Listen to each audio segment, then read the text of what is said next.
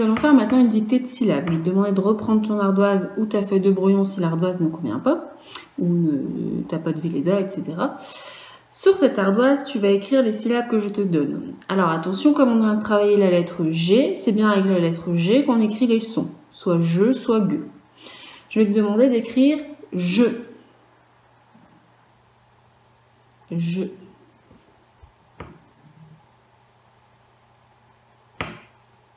Comment est-ce qu'on écrit je? Un G et un E. Très bien. Si jamais tu as un doute, n'hésite pas à regarder sur ta fiche son. Il y a le rappel de la règle que j'ai montré tout à l'heure.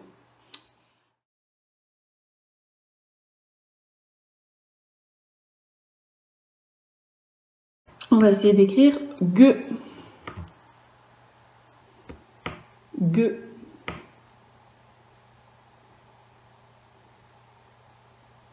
Montre-moi. Très bien, alors gue, on va l'écrire G. Mais si on met le E tout de suite, ça fera je. Donc il faut qu'on mette le G et le U pour faire le son gue. Très bien. Maintenant, on va écrire Guy.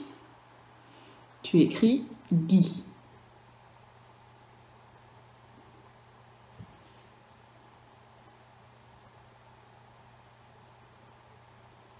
On montre. Alors, je vois deux réponses possibles sur vos ardoises. Certains m'auront écrit Guy, le gue et le i, donc ils m'ont écrit GI. Alors, si on met le G et le I, et qu'on regarde sur notre petite règle, donc on voit bien que quand le G est suivi du I, il fait le son J. Donc ici, il n'y a pas écrit Guy, mais il y a écrit J. Ça ne marche pas. Pour écrire Guy, on utilise les lettres G et U qui font le son G. Donc pour écrire Guy, c'est bien E-G-U-I pour les enfants qui avaient la bonne réponse.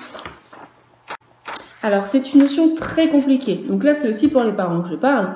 N'hésitez pas à chaque fois à regarder la petite règle que vous retrouverez ici sur votre fiche son.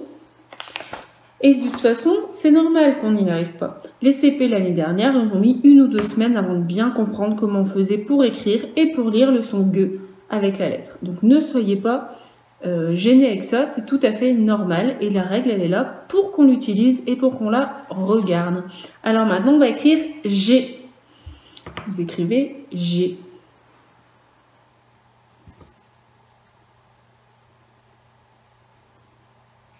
Montrez-moi l'ardoise. G, on va l'écrire le G et le E.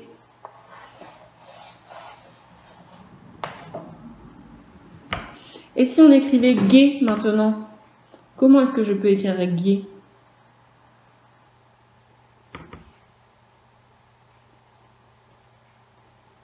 On montre. Alors, gai, ce n'est pas avec la lettre G toute seule, puisque sinon ça fait G, on vient de le voir. Pour écrire gai, on met le G et le U. Vous avez raison. Très bien. Maintenant, je vais vous demander d'écrire ja.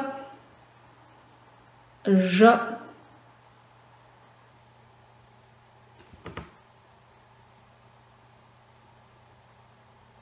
On montre l'ardoise. Ah, je vois deux réponses sur vos ardoises. Alors, certains enfants m'ont écrit G et A. Est-ce que G et A fait ga? Je regarde ma règle. Alors, si le G est suivi d'un A, il fait le son ga, ga. Donc, G et A, ça ne se lit pas ja, mais ça se lit ga. Donc, ce n'est pas bon. Comment je fais pour avoir le son je? Eh bien, je mets un E à côté. Pour écrire ja, c'était G, E et A. Voilà pour les syllabes que l'on a pu écrire aujourd'hui. Après, on va essayer d'écrire des mots. Mais on n'oublie pas, pour ne pas se tromper, on regarde souvent, on garde près de soi pour faire les exercices et l'écriture. C'est normal de l'utiliser, cette petite règle que l'on a vue tout à l'heure. Maintenant, on va voir deux mots de dictée.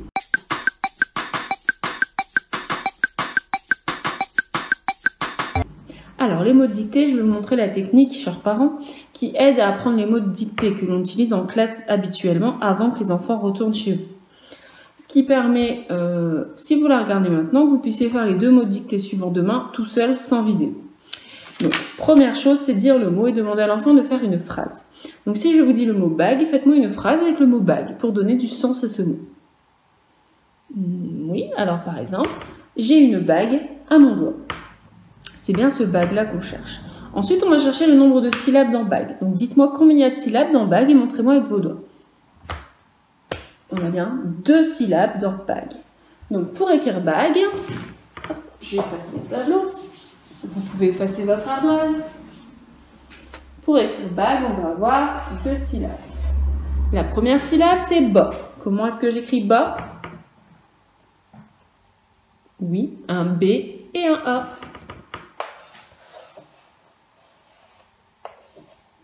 La deuxième syllabe, c'est ge. Comment est-ce que j'écris ge? Alors, dans ge, j'entends d'abord le g et le e. Comment j'écris ge? Le ge. Alors, le ge, c'est le g et le e. Mais si je laisse le g tout seul avec le e, ça fera bage. Et on ne met pas une bage à son doigt, on met une bague. Donc, il faut que je mette le u pour faire le son ge. Pour écrire bague, j'ai bien cette façon de faire. Alors, une fois que l'on a bien écrit, on a écouté tout ce que l'on entend, on va faire attention à ce qui est important de retenir. Donc, dans bague, à quoi je fais attention, les enfants? Je fais attention au B. Vous avez raison. Il faut faire attention au B. Ce n'est pas un D. On écrit bien le D. Sinon, ce serait une dague. Vous savez ce que c'est une dague? Une dague, c'est une petite épée pour se battre. Et on ne met pas une dague à son doigt. Non, on met bien une bague. Donc, c'est bien le B, la botte. À quoi je vais faire attention encore? Bah oui, il faut que je fasse attention au ge. Dans bague, c'est le ge, G-U, je retiens. Puisque si je mettais le G tout seul, ça ferait bage. Maintenant que j'ai vu à quoi il fallait que je fasse attention, vous allez écrire 3 fois sur votre ardoise ou sur votre feuille de brouillon, sans faire d'erreur. Je vous laisse le faire.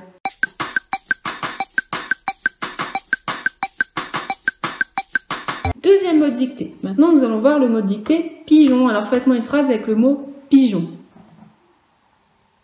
Oui, par exemple, le pigeon vole dans le ciel. Pour écrire pigeon, combien de syllabes? 2 syllabes. Pigeon. La première syllabe sera pi, la deuxième sera jon. Dans pi, j'entends i, donc j'écris d'abord le p et le i pour écrire pi. Et maintenant, comment est-ce que j'écris jon?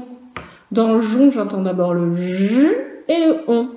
Alors, comment est-ce que je vais écrire le j? Le j, on l'écrit avec un g, et le on l'écrit O-N. Mais attention, quand je regarde ma règle, si derrière, si je veux que ça fasse le son j, il faut mettre un j. Alors, le son j, si j'ai un O derrière, il faut mettre G-E. Donc, pour pigeon, c'est bien le G et le E. Voilà, j'ai écrit correctement pigeon. À quoi je dois faire attention pour bien écrire pigeon? Oui, je fais attention au G et au E. Je n'oublie pas le E. Et je fais attention au P. C'est bien le P. Donc, pigeon. Maintenant qu'on a bien vu ce mot, vous pouvez l'écrire 3 fois sans faire d'erreur sur votre ardoise.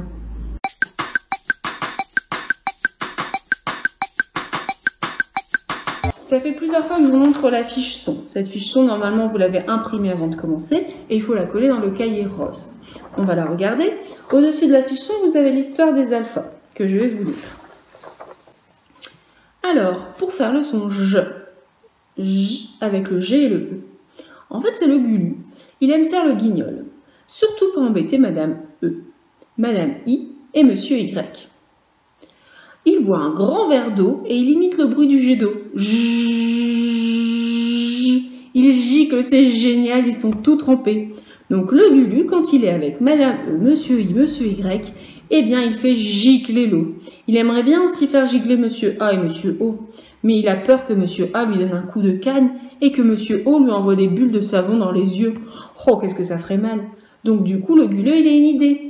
Pour faire gicler le son J avec le A et le O, eh bien, il a demandé à Madame E de l'aider. Il se cache derrière elle.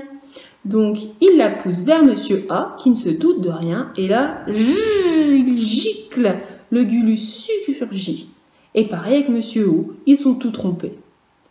Donc voilà, le Gulu, il arrive à faire gicler Madame E, Madame I et Monsieur Y. Par contre, pour faire gicler Monsieur A et Monsieur O, eh bien, il se cache derrière Madame E. C'est bien ce que l'on a vu. Et l'histoire du son G. Le son G que l'on peut écrire G ou GU. Eh bien, Madame E et Madame I ont assez de toujours faire gicler par le Gulu. Alors, elles ont retrouvé Mademoiselle U. Et pour pas que le Gulu gicle, eh bien, elle lui explique que le Gulu passe son temps à gicler sur elle et qu'elles ont besoin de son aide. C'est pourquoi Mademoiselle U intervient parfois. Elle regarde sévèrement le Gulu, sans rien lui dire. Le Gulu comprend tout de suite qu'il n'a pas intérêt à gicler Madame I et Madame E s'il ne veut pas recevoir de coups de sabot. Donc, pour se protéger et ne pas faire le son J, pour bien faire le son G, le Gulu, eh bien, il a affaire à Madame U. Voilà comment on explique avec les alphas ce que l'on vient de voir comme règle. Maintenant qu'on a lu ça avec les papas et mamans, on peut aussi lire les syllabes. Alors aujourd'hui, on va juste lire les syllabes et demain, on verra les mots et jeudi, on verra les phrases. D'accord? Comme c'est une notion assez compliquée, on y va doucement, on a le temps, en plus on est à la maison, il fait beau, on en profite. Donc on va lire les syllabes. Ici, le G et le E, ça fait je, G, J, J, Jean. Et ici, le Gulu se cache derrière Madame E pour les A et les O, donc ça fait Ja, Jean, G, Jo, Jon, Joie. Ok? Je fais pareil pour le son G. Alors le son G, quand il est avec Monsieur O, Monsieur A, il fait bien le son G, donc ça fait Ga, Gan, Gué, Go, Gon, Goie. Et pour ne pas gicler dessus, Madame U se met devant le Gulu, donc pour Madame E et Monsieur I. Et Monsieur Y, ça fait Gue, Gue, Gué, Gui, Gui. Voilà, j'ai lu les syllabes pour aujourd'hui.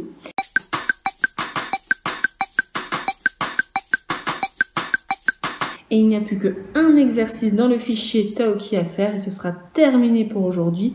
Je vais vous demander de faire l'exercice 7 qui est à la page 15. Je vous montre. L'exercice 7, c'est celui-là. Alors avec les parents, un adulte, une grande sœur, on lit le mot. Quand on envoie la lettre G et j'entends le son G, je l'écris ici. Si je vois la lettre G mais j'entends le son J, je l'écris ici. Par exemple, un singe, je vois la lettre G mais j'entends le son J. Donc le singe, il va aller s'écrire ici sur la ligne. Vous allez en avoir 5 mots de ce côté-là, 5 mots de ce côté-là. Vous vous faites corriger par un adulte. Et ce sera terminé pour le français aujourd'hui. Ça fait déjà pas mal. Donc je vous embrasse très fort. Je vous dis à bientôt. S'il y a le moindre souci, vous m'envoyez un petit mail. Je vous rappellerai derrière, il n'y a pas de souci. Et puis voilà, je vous embrasse très fort. Je vous dis à la prochaine fois. Bye bye!